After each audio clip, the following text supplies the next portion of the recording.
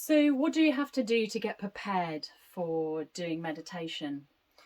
Well, there's several things really that you ought to give consideration to. One of the things is your clothing. Warm, comfortable, flexible materials. Whatever you wish to wear is fine. If you are going to be seated on the floor, then you might need something that'll be loose fitting, especially around your knee joints and your hip joints. If you're going to wear leggings, sports leggings, etc., like I have, when you're seated, you'll on the ground, you will need to pull the material away from the backs of your knees. I have a whole video explaining about how to have a comfortable position while seated on the floor.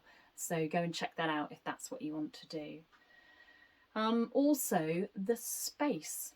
Where should you meditate? You can meditate anywhere at all. But if you can bear in mind, especially when you're a beginner, that you need to minimise the distractions that might put you off. So if you can find a quiet room, say in your house, just for, say, maximum of an hour, so you can prepare yourself, go through the procedure and then just come back round to the rest of your day.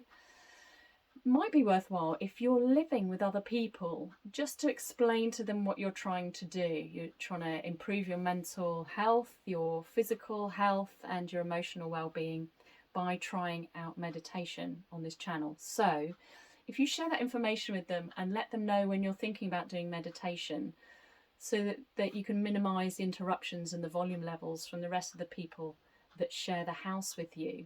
You may even want to put up perhaps a little sign on the door outside the area you're meditating, or at the front door when people come in, perhaps kids from school coming in the door, they know just to keep the volume levels down a little bit, and it'll help you then really get involved in your meditation.